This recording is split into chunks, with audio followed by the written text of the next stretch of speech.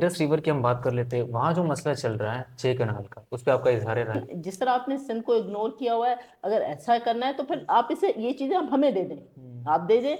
देखिए, हम जेपीएमसी भी तो चला रहा है ना, सिंध गवर्नमेंट कितना अच्छा अब जना चला रहा है। एनआईसीवीडी भी तो सिंध गवर्नमेंट चला रहा है ना। तो हमें आप हम पे एतबार कर, आपसे नहीं चल रहा, आप हमें दे दें, हम चला कर कर लेता हूँ दिखाते हैं आपको। कि हम अब तक की जो कैलकुलेशन हो जाए तो 17-18 साल से सिंध में पाकिस्तान पीपल्स पार्टी का राज है। कभी ऐसा हो सकता है कि यहाँ पे कोई दूसरी गवर्नमेंट बन जाए पीपल्स पार्टी के अलावा। अगर हम इतने ही बुरे होते तो पाकिस्तान पीपल्स पार्टी की डे बाय डे सीट्स क्यों बढ़ती जा रही हैं? पाकिस्तान पीपल्स पार्टी मोहतरमा के टाइम पे जितनी उन्होंने हमने सीट्स ली थी, उसके बाद फिर हम 2013 में हमारी सीट्स उससे भी बढ़ गई। उसके बाद जब हम जितने टाइम गुजरता जा रहा है, इस बार हम 100+ असेंबली में, सिंध असेंबली में मौजूद हैं। और आपको ये सुन के बड़ी हैरानी होगी कि पॉवर्टी रिडक्शन में हमें तकरीबन 99% रिकवरी है सिंध गवर्नमेंट के पास। अच्छा, कहीं ना कहीं तो आप ये भी तस्लीम करती होंगी कि एजुकेशन और हेल्थ काफ़ी तका हुआ है सिंध में, ठीक है। और तकरीबन 17-18 साल से सिंध पर जो है वो पाकिस्तान पीपल्स पार्टी की हुकूमत है। और इंफ्रास्ट्रक्चर जो है वो हेल्थ और एजुकेशन का हम कह सकते हैं लोअर क्लास मिडिल पे आया हुआ है। तो इसको अब की जो गवर्नमेंट इनकी बनी है, what do you think, what will be their future steps? Government ने जो कहा था कि अब हम $1 ट्रिलियन जो इकोनॉमी बनाने जा रहे हैं पाकिस्तान को, अगर उसको फोकस में रख के किया जाए तो हम ना सिर्फ अपने नौजवानों को यूटिलाइज कर सकेंगे, मुआशी बहरान से मुल्क को निकाल सकेंगे, और बेरोजगारी जैसी बहुत बड़ी बीमारी का भी हल कर सकते हैं। और मैं पाकिस्तान के लेडीज की प्रेसिडेंट भी हूँ, तो इतना मुझे बहुत अच्छा लगता है जब ये कहा जाता है कि बदीन की औरतें तंजीला की वजह से थाने में जाते हुए या डीसी ऑफिस में जाते हुए घबराती नहीं है। तो पाकिस्तान में तो ये होता है कि अपने जो लोग होते हैं वो पीछे रह गए। माशाल्लाह से आपकी बिलोंगिंग्स अफ्रीका की है। देन आफ्टर ज्वाइनिंग असेंबली, तो कौन सी मुश्किलात आपने फेस की after being elected as an MP? ऐसा लगता है कि उफ, कितने बेवकूफ थे उस टाइम। चीजें कितनी सिंपल सी थी लेकिन समझ नहीं आती थी, और सब कुछ कितना नया लगता था। फीलिंग्स में, रिस्पॉन्सिबिलिटीज में बहुत डिफरेंस आ गया है लास्ट के टेन्योर और इसमें। आफ्टर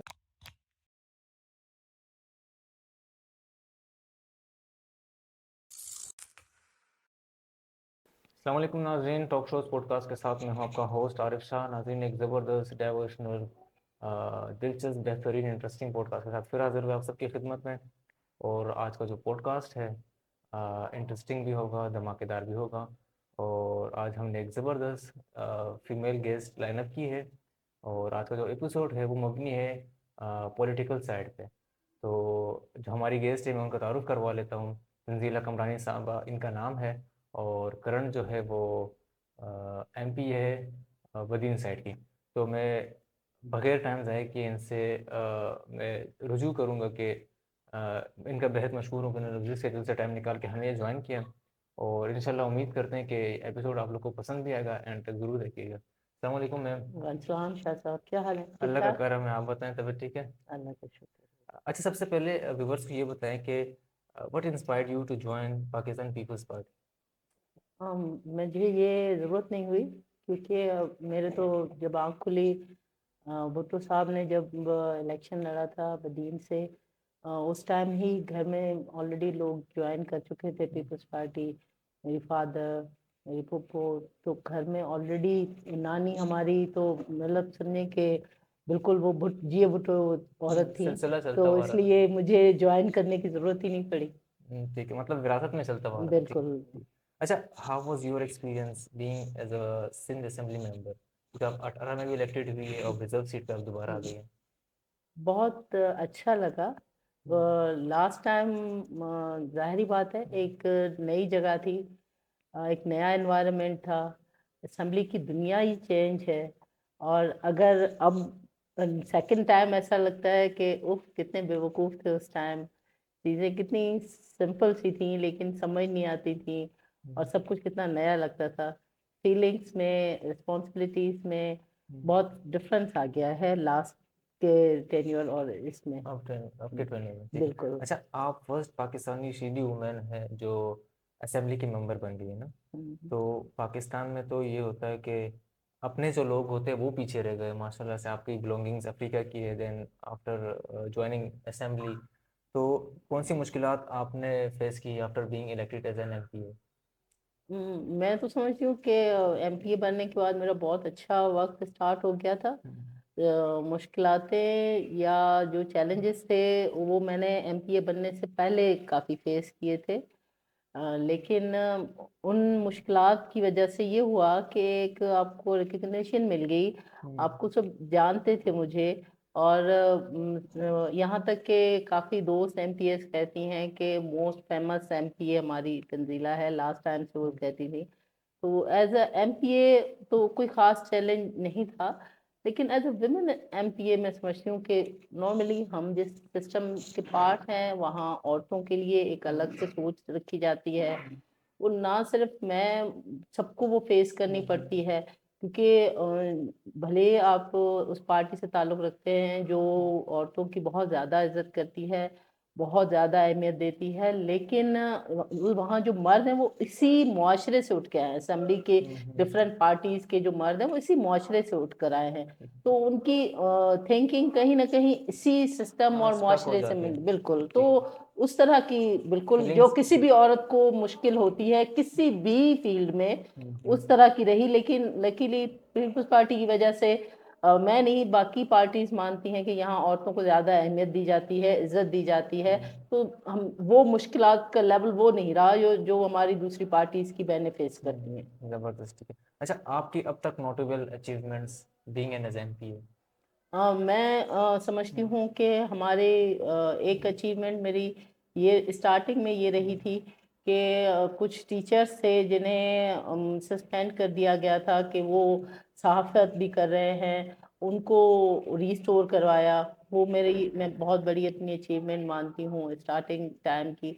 और उसके बाद एजुकेशन को लेकर औरतों की अवेयरनेस है, और मैं चूँकि लेडीज़ की प्रेसिडेंट भी हूँ, तो इतना मुझे बहुत अच्छा लगता है जब ये कहा जाता है कि बदीन की औरतें तंजीला की वजह से थाने में जाते हुए या डीसी ऑफिस में जाते हुए घबराती नहीं हैं। ये मैंने उनको क्लियर करवा दिया है कि ये जो बिल्डिंग्स हैं, यहाँ हमारा भी उतना ही हक है जितना किसी भी पाकिस्तानी का हक हो सकता है। जबरदस्त, ये अपने काम का काम करवाया है।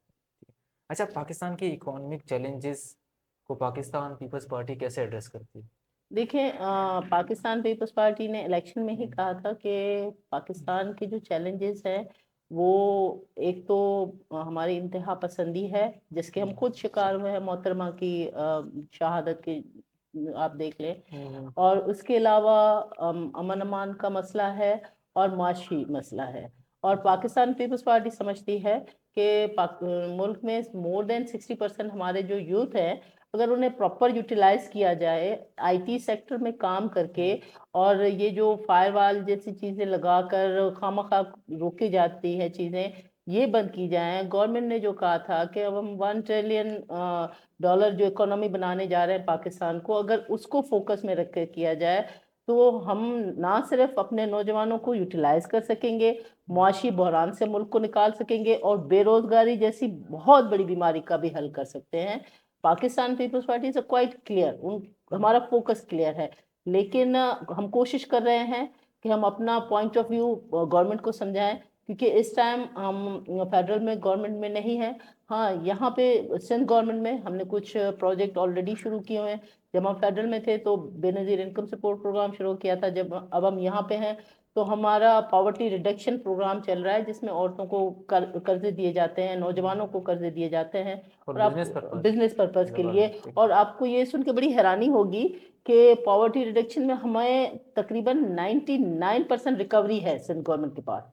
कि अगर आप तरीके से और लोगों पे ट्रस्ट करके ट्रांसपेरेंसी से मुल्क का पैसा खर्च करेंगे तो लोग उसको यूटिलाइज करेंगे और आपको वापस भी करेंगे। अच्छा, ठीक है, ये ज़बरदस्त स्टेप उठाया सिंध गवर्नमेंट की, पाकिस्तान पीपल्स पार्टी ने, सिंध गवर्नमेंट ने।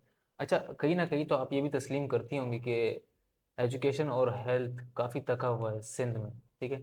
और तकरीबन 17-18 साल से सिंध पर जो है वो पाकिस्तान पीपल्स पार्टी की हुकूमत है, और इंफ्रास्ट्रक्चर जो है वो हेल्थ और एजुकेशन का हम कह सकते हैं लोअर क्लास मिडिल पे आया हुआ है। तो इसको अब की जो गवर्नमेंट इनकी बनी है, what do you think, what will be their future steps? देखिए मैं दोनों सब्जेक्ट्स को अलग डील करूंगी, एजुकेशन और हेल्थ को। एजुकेशन की इस बात से तो एग्री हम नहीं करेंगे कि सिंध में मतलब आप एजुकेशन खराब है। इंफ्रास्ट्रक्चर हमारा बहुत डैमेज हुआ है, क्योंकि हमारे ये जो फ्लड कंटिन्यू रहे, 2010 का फ्लड रहा, उसके बाद ये 2020 का फ्लड हुआ, जिसने हमारी पूरा इंफ्रास्ट्रक्चर, हम बार बार कह रहे हैं कि हमारा 50% इंफ्रास्ट्रक्चर तबाह हो गया है। तो आप देखिए, अब वो जमाना नहीं है जब आप पेड़ के नीचे बच्चे को बिठाकर एजुकेशन दे सके। उसको वापस रिवाइव करने में हमें जो मुश्किलातें हो रही हैं, जिसको हम हर जगह पे कोशिश कर रहे हैं कि बताएं, क्योंकि इसका इतना ज़्यादा खर्चा चाहिए, जो हेल्प चाहिए हमें फेडरल गवर्नमेंट से भी। और इवन हम तो रेडी हैं, हम अपने बजट में शो भी कर चुके हैं।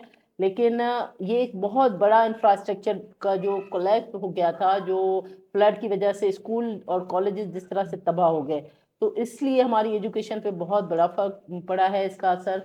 हेल्थ, ना सिर्फ मैं बल्कि पूरा पाकिस्तान मानता है कि हमारे जो हॉस्पिटल्स जो शहरों में हैं, NICVD स्ट्रक्चर देख लें आप, पूरा ये महंगा तरीन दिल का ऑपरेशन जो फ्री किया जाता है, जिसमें बाकी सूबों से नहीं बल्कि हमारे पास रिकॉर्ड मौजूद है कि अफगानिस्तान और बराबर मुल्कों के लोगों ने आकर NICVD में इलाज करवाया है।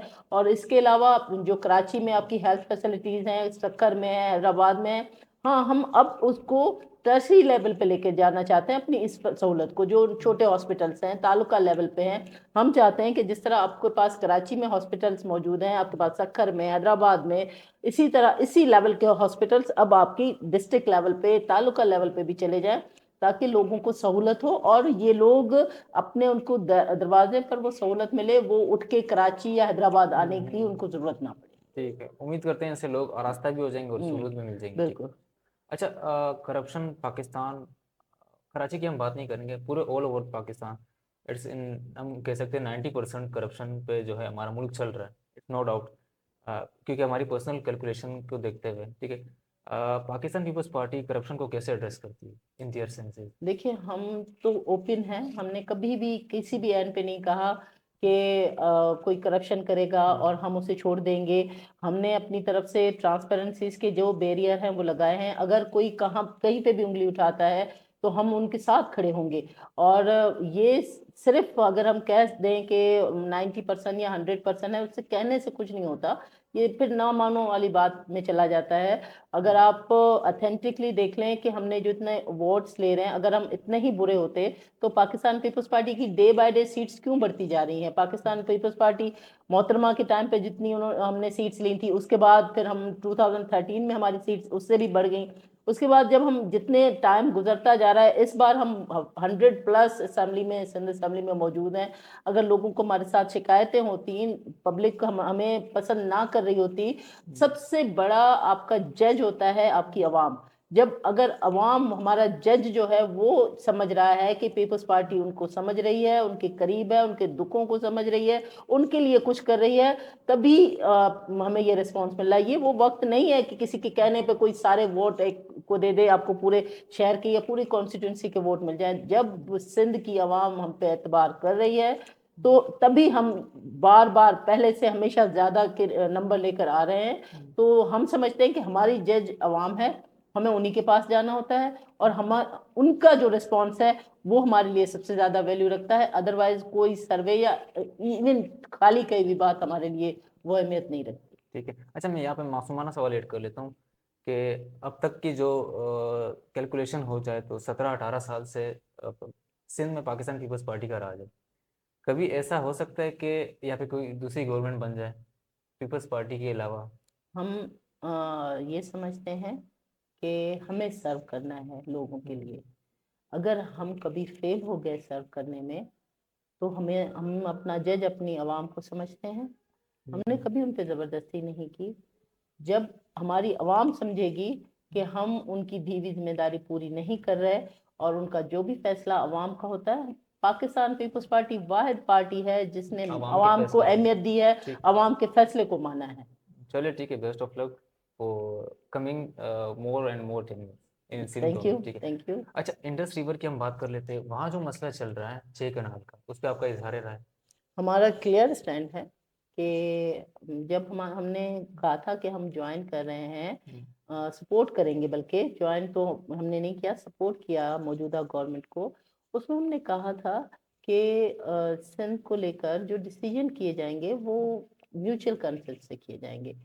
चेयरमैन बिलावल भुट्टो जरदारी क्लियरली कह चुके हैं कि हमें इस फैसले में एतबार में नहीं लिया गया। प्रेसिडेंट आसिफ अली जरदारी साहब क्लियरली अपने 27 दिसंबर के जलसे में बता चुके हैं कि हम ऐसे ही सिंध का कोई भी पानी हो या कोई भी राइट, उस पर हम खामोश होकर नहीं बैठेंगे। तो अभी हमारी 4 मीटिंग्स हो चुकी हैं नून लीग के साथ इसको लेकर, और मुआशी हालात को भी लेकर, और स्पेशली सिंध के पानी को लेकर। क्योंकि देखिए, हम सब लोग पीपल्स पार्टी की जो लीडरशिप है वो सिंध से है, वो जिंदा सिंध में रहे हैं, उनके अपने एसेट सिंध में है, सिंध के आम बंदे के एसेट सिंध में है, सिंध में रहने वालों के, मेरे आपके एसेट सिंध में।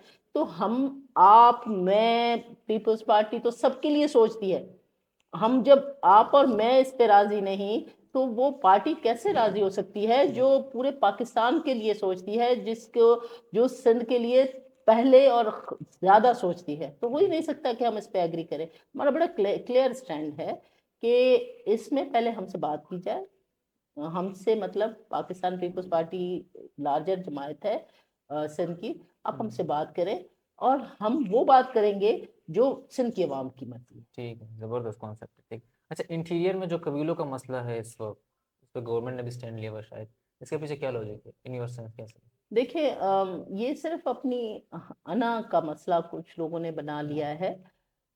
कोई भी आम इंसान दूसरे से लड़ना नहीं चाहता, कोई भी आम इंसान झगड़ा नहीं चाहता। इंसान बेसिकली अमन चाहता है।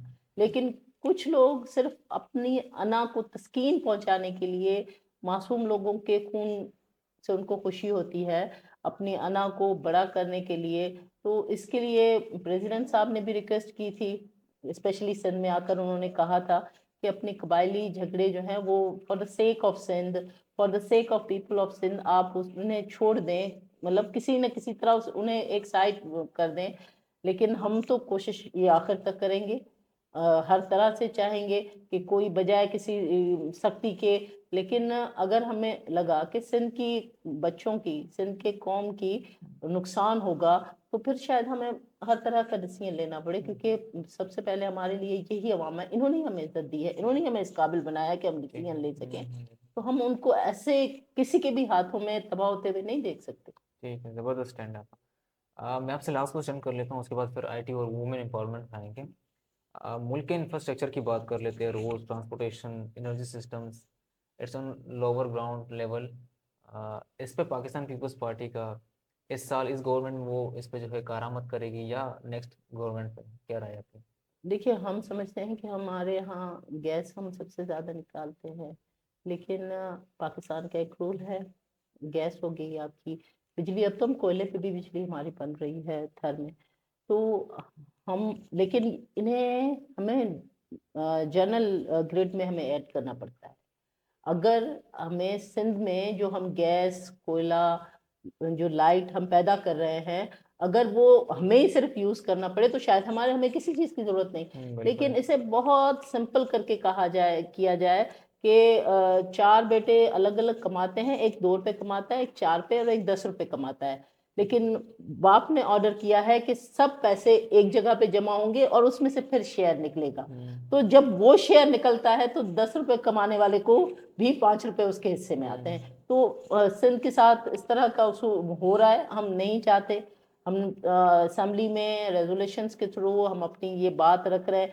इन रोड्स जो है, जो आप देख लें, मोटरवे पंजाब में देख लें, जब शुरू होते हैं सिंध में आने के बाद रोड की क्या हशर हो जाती है। आप टैक्सेस देख लें, उन मुर्दा रोड्स पे टैक्सेस किस तरह से, आप हैदराबाद चले जाएं, कराची से आप हैदराबाद चले जाएं, आगे सक्खर की तरफ, हर जगह आपको टूल पे इतने टैक्स आ जाएंगे कि आप सोचेंगे कि बेहतर है कि ये रोड, इतना गंदा रोड छोड़ के मैं किसी कच्चे पे चला जाऊं, ताकि कम से कम एटलीस्ट ये वाला टैक्स वाली मुसीबत से तो जान छूट जाएगी। तो हम यही चाहते हैं, हमारे जो अभी की डिस्कशन चल रही है, हम ये जुल्म बंद करना चाहते हैं सिंध के साथ। अच्छा, इसको बंद करने में कितना टाइम लगेगा देखिए ये ये इशू? हमारे बस की बात नहीं है ना, ये फेडरल गवर्नमेंट का है। हाँ। आपने जैसे गैस कहा, लाइट कहा, ये जो हमारे मोटरवेज हैं, ये हमारे सब्जेक्ट्स नहीं हैं। हम कहते हैं अगर आपसे नहीं चलाए जाते अब हमें दे दें, हम खुद चला लेंगे। ठीक और है। फिर हम जवाब भी देंगे। आप हम्म। जब आवाम को गैस नहीं मिलती, रोड आप हाईवे पे आपसे बार बार टूटे हुए पे आपसे टैक्स लिया जाता है, तो लोग आम तौर पे तो वो समझते हैं सिंध का है, सिंध गवर्नमेंट ने किया, वो तो हमारा गला पकड़ते हैं ना, जवाबदेह हम होते हैं। हम चाहते हैं अगर आप इन्हें ठीक करें, लोगों को लाइट टाइम पे दें, गैस हम पैदा करें, हमें गैस सही करके दें, रोड की आप जिस तरह पंजाब केपी भले आप उनको बनाए, वो भी हमारे अपने हैं, लेकिन जिस तरह आपने सिंध को इग्नोर किया हुआ है, अगर ऐसा करना है तो फिर आप इसे ये चीजें आप हमें दे दें, आप दे दें। देखिए हम जेपीएमसी भी तो चला रहा है ना सिंध गवर्नमेंट, कितना अच्छा अब जना चला रहा है, एनआईसीवीडी भी तो सिंध गवर्नमेंट चला रहा है ना। तो हमें आप हम पे एतबार कर, आपसे नहीं चल रहा आप हमें दे दें, हम चला के दिखाते हैं आपको, ठीक है हम व्यूअर्स। करके दिखाते हैं। व्यूअर्स, तंजीला मैम ने साफ बता दिया कि अगर आपसे नहीं होता तो फिर हमें दे दें, हम चला देंगे मुल्क। ठीक है, हम इसको कंटिन्यू कर लेते हैं मैम। और तंजीला मैम व्यूअर्स को ये बताएं कि पाकिस्तान पीपल्स पार्टी, हम रिलेटेड कर लेते हैं, इसको कंबाइन कर लेते हैं कि वुमेन एम्पावरमेंट पे क्या काम कर रहे हैं। देखिए हमारी प्रायोरिटी वुमेन एम्पावरमेंट है।